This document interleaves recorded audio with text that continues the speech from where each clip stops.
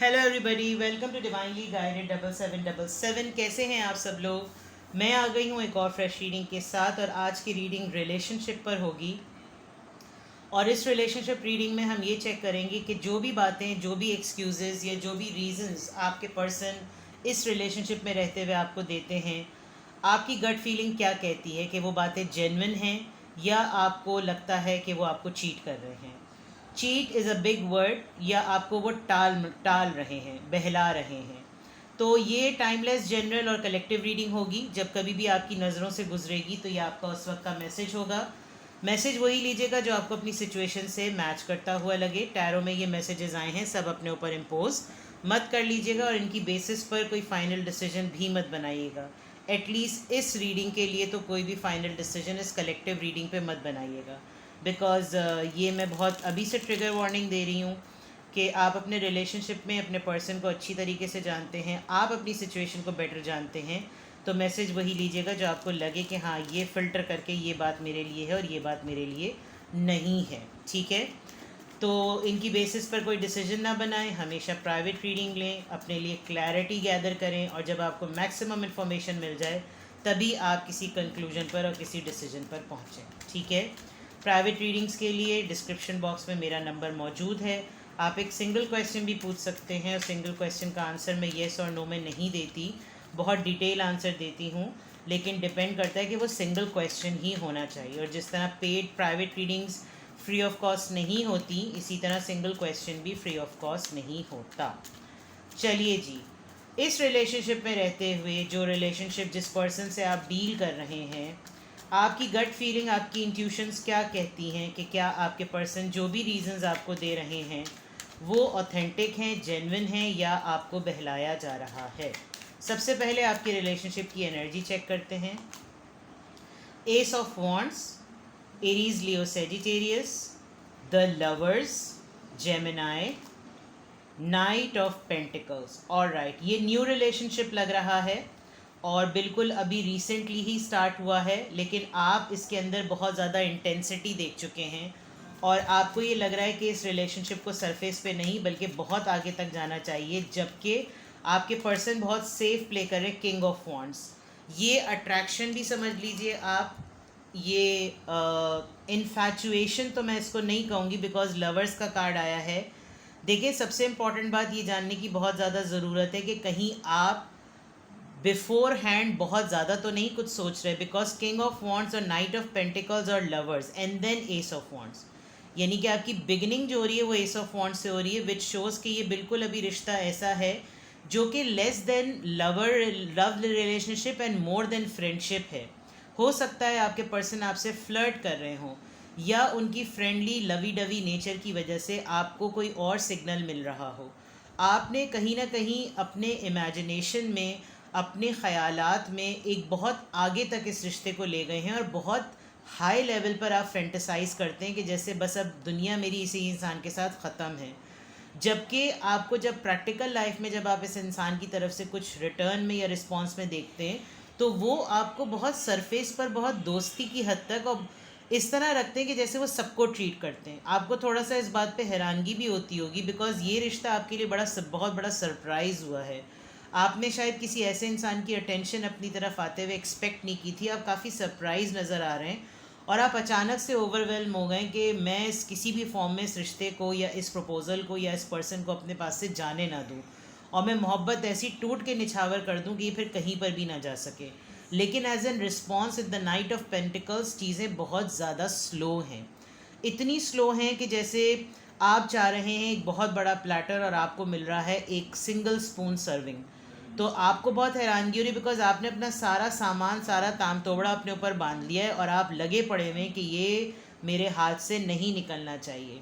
ये आपके बॉस हो सकते हैं, आपकी फैमिली में एक ऐसे मेंबर हो सकते हैं जिसके ऊपर सबकी बहुत सारी लेडीज़ की नज़र है, बिकॉज ये किंग ऑफ वॉन्ड्स का कार्ड है। या ये आपके सीईओ हो सकते हैं, आपके सुपरवाइज़र हो सकते हैं, somebody who is superior to you.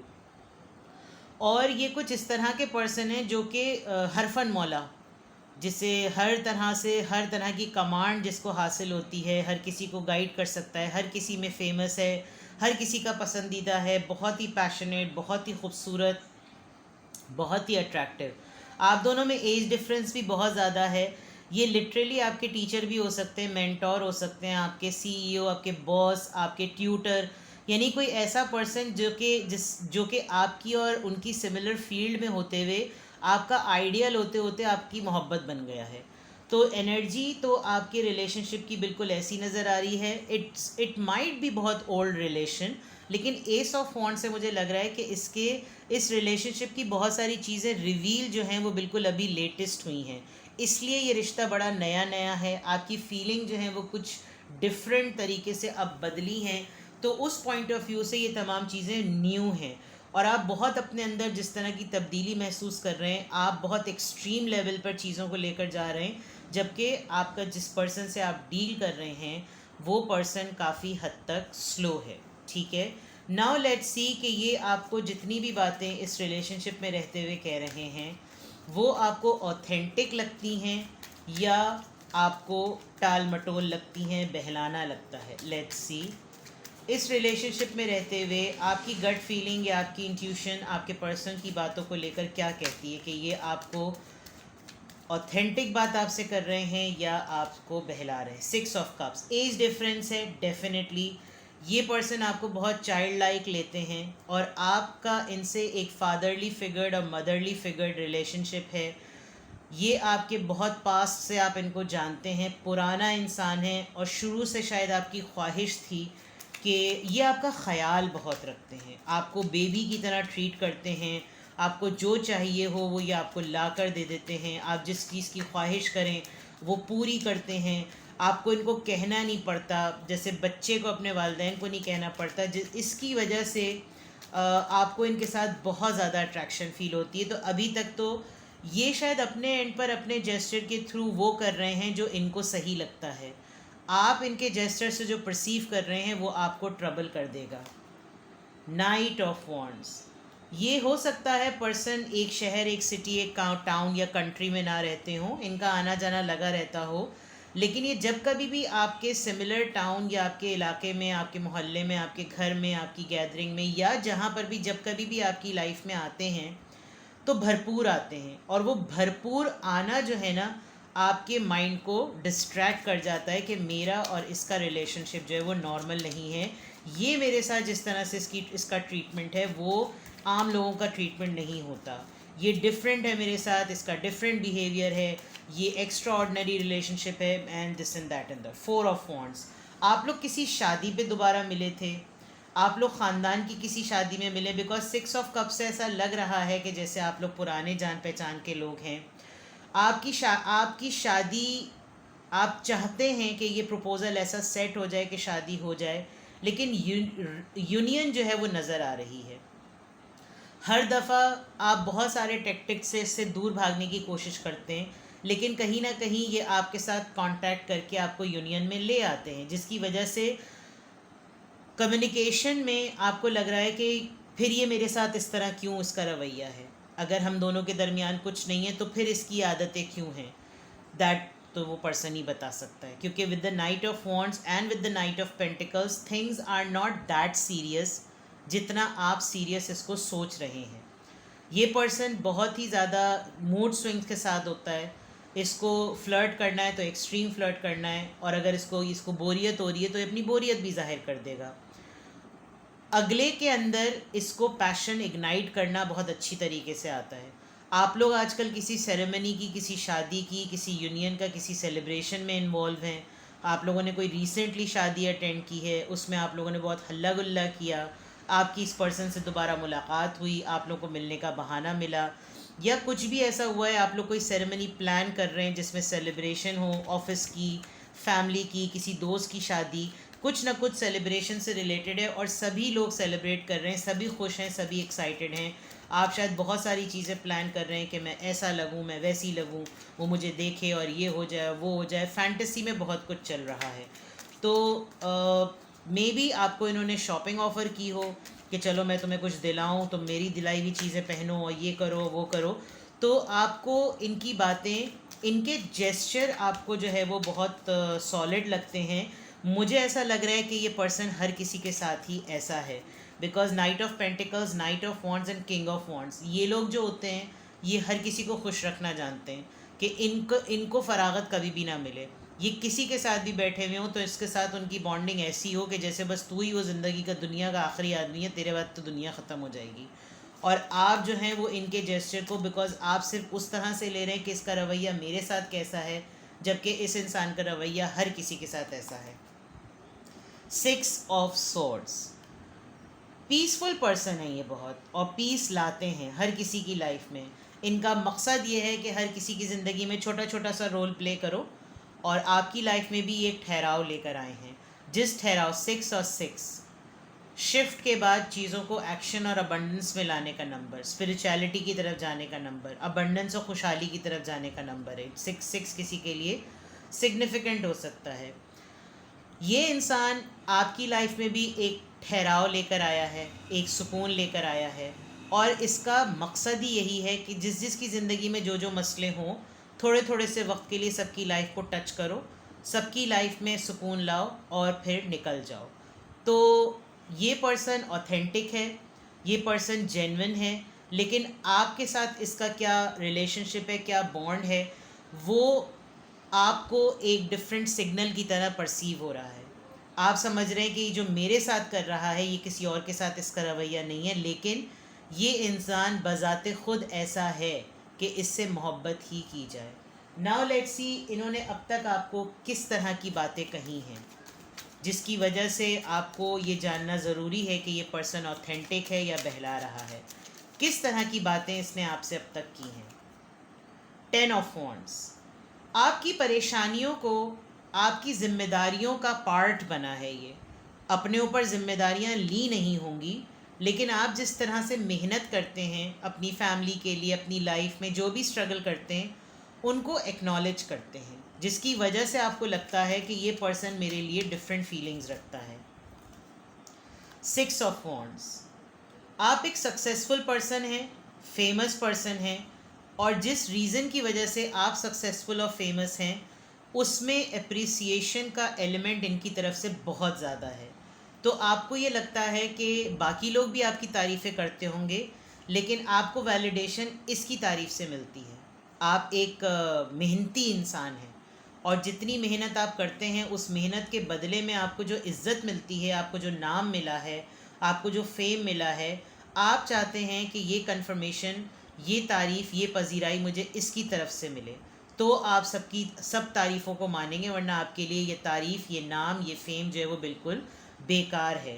तो इसने आपसे ऐसी क्या बातें कही हैं जिसकी वजह से आपको सिग्नल डिफरेंट लगते हैं, या आप इस सवाल में फंसे हुए हैं कि ये मेरे साथ जेन्युइन है या मुझे बहला रहा है।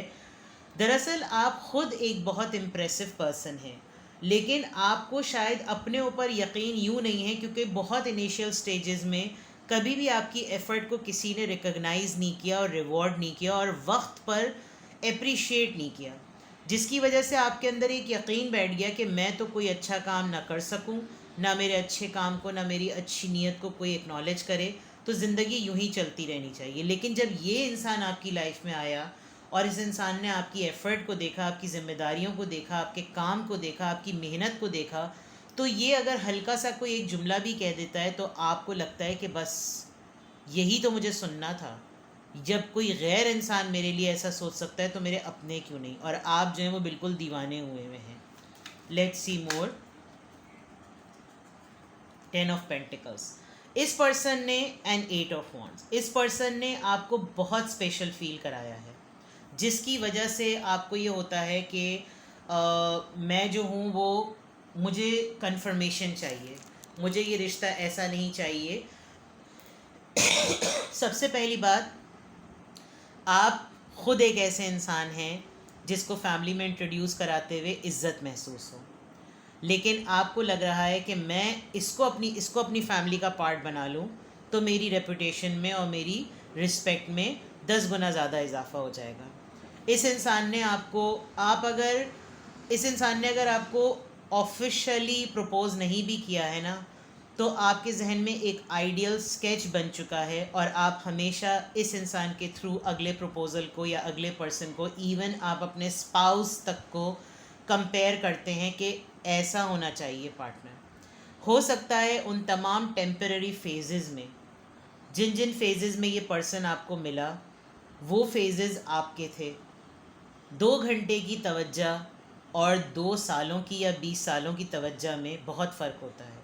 जब आप एक छत के नीचे एक इंसान के साथ ज़िंदगी गुजारते हैं तो आप उसकी हर आदत से वाकिफ़ हो जाते हैं, लेकिन जो 2 घंटे का या 1 घंटे का टाइम होता है उसमें दोनों पार्टीज़ एक दूसरे को इम्प्रेस करने के लिए अपना बेस्ट शो कर रही होती हैं, जिसकी वजह से आपके सामने एक स्टैंडर्ड सेट हो गया है कि मेरी लाइफ का पार्टनर अगर होगा तो ऐसा होगा, ऐसा होगा, यानी कि इस पर्सन जैसा होगा।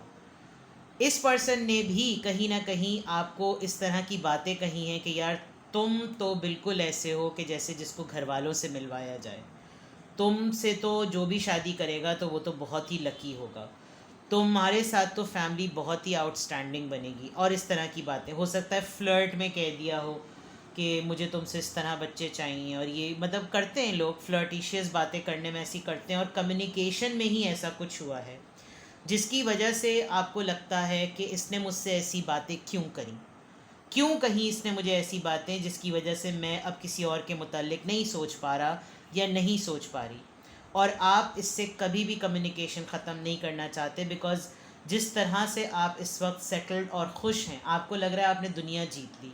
एक तो ये इंसान आपके पास से रिलेटेड है, और उसके बाद जब आपकी इसके साथ कम्युनिकेशन होती है तो आपको एक बहुत बड़ी अचीवमेंट फ़ील होती है। लेकिन मैं आपको फिर ये बात कहूँ कि ये पर्सन बाय नेचर ही ऐसा है कि इससे हर इंसान मोहब्बत करता है, ठीक है। तो रीडिंग जो थी वो यही थी कि इस रिलेशनशिप में रहते हुए आपकी गट फीलिंग और आपकी इंट्यूशंस क्या कहती है कि ये पर्सन आपके साथ जो भी बातें कर रहा है वो ऑथेंटिक है या बहलाने वाली हैं। ये पर्सन जेन्युइनली बाय नेचर ऐसा ही है, इसको लोगों की ज़िंदगी में सुकून लाना, सुलह करा देना, सेटल करा देना मामला पसंद है विद द 6 ऑफ सॉर्ड्स। ये ख़ुद भी फेमस पर्सन है, ऐसा नहीं है कि लिल्लू पंजू है, लेकिन आप जिस तरह से फेमस हैं उस तरह ये आपको बहुत ज़्यादा प्रेज़ करता है। ये बिल्कुल बिगनिंग पर एक ऐसा रिश्ता है जो कि अचानक से हैपन हुआ, लेकिन आप बहुत दूर तक चले गए हैं। तो authenticity in terms of nature है, लेकिन आप किसी की तरफ से किसी चीज़ को किस तरह से ले रहे हैं, आपके जहन में एक स्टैंडर्ड क्राइटेरिया सेट हो गया है, जिसकी वजह से आप इस पर्सन को एक परफेक्ट आइडियल पर्सन की तरह ले रहे हैं, और आप इस वक्त बहुत ओवरवेल्म हुए में, आपको लग रहा है बस ये अंत है, इसके बाद कुछ भी नहीं। तो मैंने आपको बिल्कुल क्लैरिटी बता दी, ये कोई फाउल नहीं कर रहे, लेकिन ये कोई ऐसी बात भी नहीं कर रहे जिसकी बेसिस पर आप अपनी ज़िंदगी बिल्कुल दाव पे लगा दें, ठीक है। अब इस पूरी सिचुएशन में आपको क्या करना चाहिए, लेट्स सी। अगर इस तरह की सिचुएशन है आपकी लाइफ में तो आपको क्या करना चाहिए।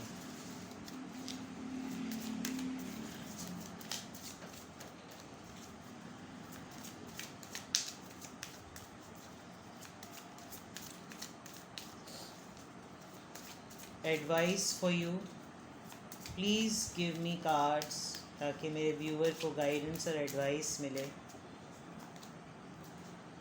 Truth be told,